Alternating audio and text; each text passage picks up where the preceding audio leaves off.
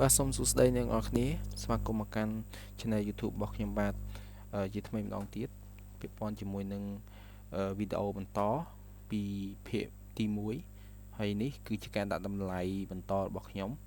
ពីភាគទី1យើងអាចដែលយើងបានដាក់តម្លៃដល់ធំដេកគោលនេះប៉ុន្តែខ្ញុំដាក់តម្លៃនេះទុកឲ្យហើយដោយសារកុំឲ្យខាតពេលជាមួយនឹងនេតិរបស់យើងការដាក់តម្លៃរបស់ខ្ញុំរួចរាល់អស់ហើយចំពោះសម្ភារៈនិងពលកម្មជាមួយនឹងគ្រឿងបរិក្ខារហើយគ្រឿងបរិក្ខារសំទោសបាទនេះសំដៅទៅលើគ្រឿងចក្រនិងម៉ាស៊ីនហើយចំពោះសម្ភារៈនេះយើងគិតតែតម្លៃសម្ភារៈផ្ទាល់ទេអត់មានគិតតម្លៃពលកម្មចូលតម្លៃពលកម្មយើងគិតកន្លែងផ្សេងបន្ទាប់ពីយើងបានដាក់តម្លៃទៅលើសម្ភារៈទាំងអស់ហើយយើងធ្វើការទៅទាញយកកន្លែង new column នេះពាក់ព័ន្ធជាមួយនឹង work ពាក់ព័ន្ធជាមួយនឹងwork នេះសំដៅទៅលើបរិមាណរបស់សម្ភារៈនីមួយៗចំពោះបរិមាណយើងទាញមកកន្លែងនេះចំពោះសម្ភារៈយើងគិតលើបរិមាណប៉ុន្តែចំពោះកម្លាំងពលកម្មជាមួយនឹងគ្រឿងចក្រយើងគិតទៅលើចំនួនថ្ងៃនៅក្នុងបរិមាណទាំងអស់នេះវាសរុបចូលគ្នាទាំងអស់ប៉ុន្តែនៅក្នុង project របស់យើងវាធ្វើការបែងចែកទៅតាមជាន់នីមួយៗហើយបន្ទាប់ពីយើងទាញយកបរិមាណនេះហើយយើងធ្វើការទៅ add new column មួយទៀតយើងយកពាក្យ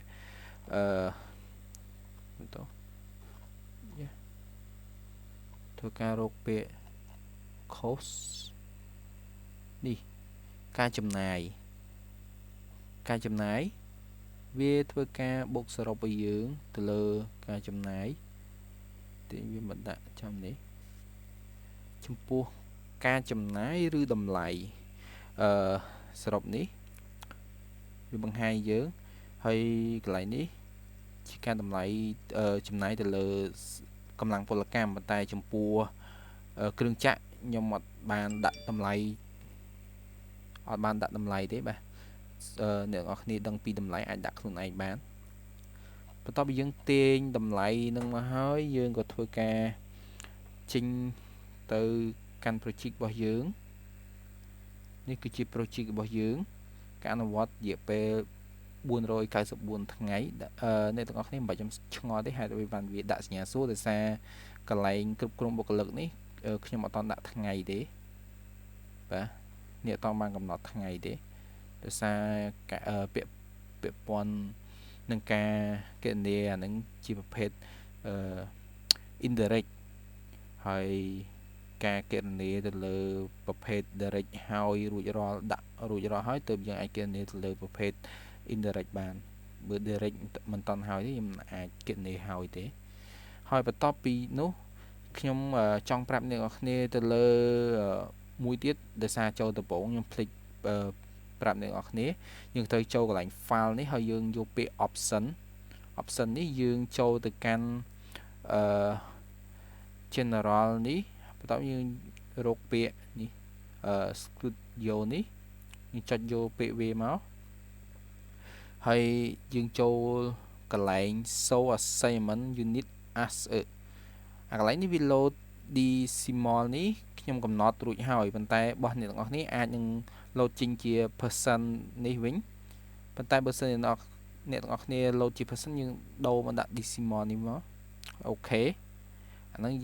អ្នកទាំងអស់គ្នាកំណត់មុនដំបូងមកហើយខ្ញុំសូមដូរកន្លែងនេះមួយដាក់ជាខ្មែរវិញ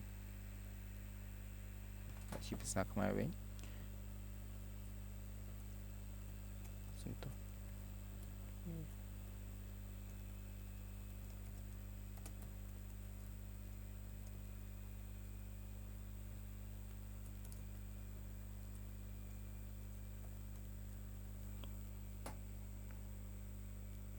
ដូរ font វាមកខ្មែរមូល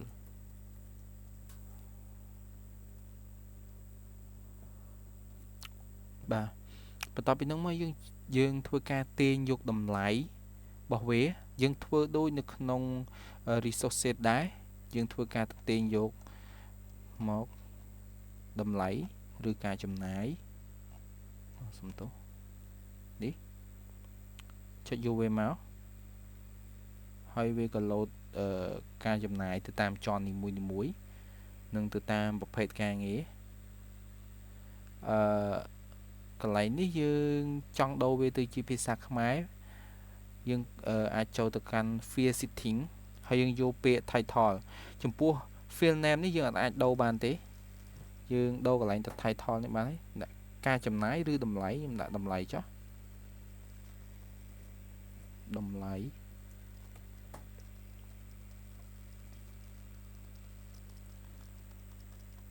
អ្នកនរគ្នាអាចធ្វើការបើក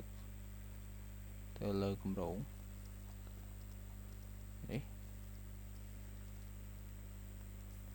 ចុចយកសេរីវាស្អាតបន្តិចចំពោះធនធានបើយើងមិនចាំបាច់បើកវាទេយើងអាចបិទវាបានទេនេះហើយតម្លៃវា